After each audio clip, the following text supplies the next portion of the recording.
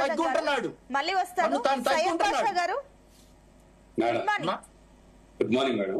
So ఏంటి నిజం దీనికైతే క్లారిటీ మీరే ఇవ్వాలి. మరి జగన్ అరెస్ట్ గురించి అమిత్ షాతో మాట్లాడారా లేదా పవన్ కళ్యాణ్ ఒకటి, అండ్ ఇంకొకటి ఏంటంటే నిజంగా అంటే ఇప్పుడు అక్కడ ఉండి మాట్లాడినట్టు అక్కడ ఆయన ఉండి విన్నట్టుగా మాట్లాడారు, ఇది కరెక్ట్ కాదు అంటూ కూడా ఏదైతే పవన్ కళ్యాణ్ అన్నారు. సో ఈవెన్ ఆయన ఒక పాయింట్ అయితే అన్నారు, బీజేపీ నుంచి ఎవరు ఖండించకపోయినా జనసేన నుంచి ఆయన ఒక పార్టీ చీఫ్ గా ఆయన అయితే స్పందించడం అయితే జరిగింది. సో ఇందాక తులసిరెడ్డి గారు కూడా అదే అన్నారు, అసలు బీజేపీకి ఎప్పుడు వాళ్ళు తొత్తులుగా ఉంటారు, సో ముందు నుంచి అదే చేస్తారు, ఇప్పుడు కూడా అదే డిఫెండ్ చేస్తారు, బీజేపీ కంటే యాక్టివ్ గా జనసేన ఉంది అన్న కమెంట్లు కూడా ఎక్కువగా వస్తున్నాయి. కాబట్టి సో ఒకసారి క్లారిటీ ఇవ్వండి. సునీత గారు, ముఖ్యంగా మీకు గుడ్ మార్నింగ్ అండి. అలాగే ప్యాన్ లో ఉన్న పెద్దలకు కూడా వెరీ గుడ్ మార్నింగ్. మన జీ ప్రేక్షకులకు గుడ్ మార్నింగ్. తులసిరెడ్డి గారు కాంగ్రెస్ పార్టీలో చాలా సీనియర్ నాయకులు. ఆయనకు ముఖ్యంగా నేను నమస్కారం తెలియజేసుకుంటున్నాను. మీరు మాట్లాడిన మాటలు అంటే మీ వయసుకి మీరు మాట్లాడిన మాటలకి సంబంధం లేదు.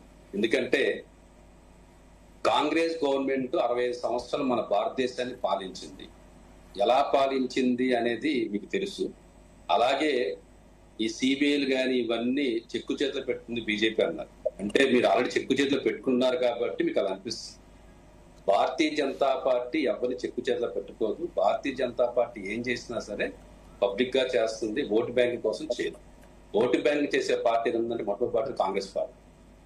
రెండోది ప్రొఫెసర్ నాగేశ్వరరావు గారి విషయం వస్తే కనుక కొత్తగా పార్టీలోకి వచ్చే వాళ్ళు పబ్లిక్ ఎక్కువగా ఈ విశ్లేషణ చెప్పే మాటలు వింటూ ఉంటారు. అది చాలా ప్రభావం చేస్తుంది సమాజాన్ని. ఆ ప్రభావం చేసే వ్యక్తుల్లో ముఖ్యమైన వ్యక్తి ప్రొఫెసర్ నాగేశ్వరరావు గారు కూడా ఒకరు అవ్వచ్చు. అలాంటి వ్యక్తి మాట్లాడేటప్పుడు ఈ మెసేజ్ పబ్లిక్ లోకి ఎలా వెళ్తుంది, ఎలా రిసీవ్ చేసుకుంటారు అనేది ప్రతి ఒక్కళ్ళు కూడా ఆయన ఆలోచించాలి, ప్రజానికలు కూడా ఆలోచిస్తారు. ఆయన మాట్లాడిన వ్యక్తి ఎలా ఉందంటే నేను అక్కడ పక్కనే కూర్చున్నాను, నేను విన్నాను అన్నట్టుగా ఆయన మాట్లాడారు. ఆయన మాట్లాడడం తప్పులేదు, కానీ కొన్ని సందర్భాల్లో మాట్లాడే మాటలు జాగ్రత్తగా మాట్లాడాలి. అంటే పబ్లిక్ లో ఎలా ప్రభావితం చేస్తే ఈ మాట కూడా ఆలోచించి ఆయన మాట్లాడాలి. ఇప్పుడు కొత్తగా పార్టీలోకి వస్తున్నారు, వాళ్ళు విశ్లేషణ మాటలు వింటూ ఉంటారు, వాళ్ళకి అదే పని, ఇంకా ఏం మాట్లాడారు ఏంటి వింటారు, అది చాలా ప్రభావితం చేస్తుంది. పవన్ కళ్యాణ్ గారు అమిత్ షా గారిని కలిసి జగన్మోహన్ రెడ్డిని అరెస్ట్ చేయండి, మా వాళ్ళు ప్రజలు చేస్తారన్న మాట చాలా అవాస్తవమైన మాట. ఆయన అడగరు. అలాగే అమిత్ షా గారు కూడా దీని గురించి ఏమి ఇలా చెప్పరు, జగన్మోహన్ రెడ్డి మనోడు అని చెప్పరు. టైం వచ్చినప్పుడు ఆల్రెడీ ఆయన చాలా కేసులు ఉన్నాయి కాబట్టి ఆ కేసుల్లో ఆయన వెళ్ళాల్సి వస్తే వెళ్తారు.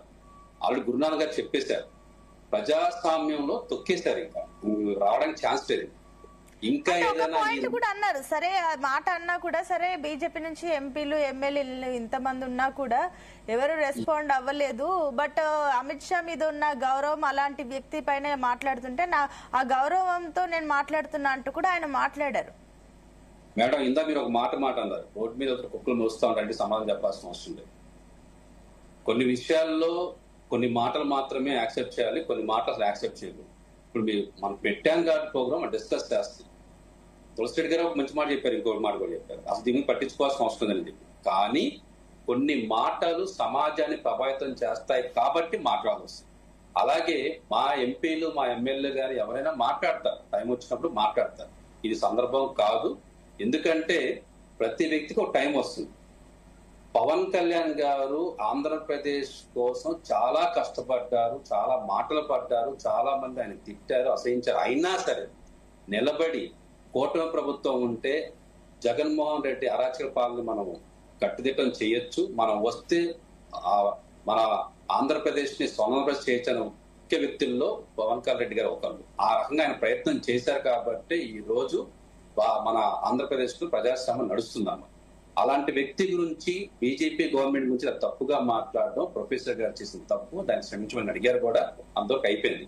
కానీ మిగతా విశ్లేషకులు ఎవరైతే ఉన్నారో వాళ్ళు మాట్లాడేటప్పుడు జాగ్రత్తగా మాట్లాడితే బాగుంటుంది. మనం ఎంతవరకు అంతవరకు మాట్లాడితే బాగుంటుంది, సమాజానికి మంచి మెసేజ్ అవుతుంది. ఎందుకంటే వాళ్ళ మాటలు విని రికార్డ్ చేసుకుని మాట్లాడే చాలా మంది ఉన్నారు పబ్లిక్.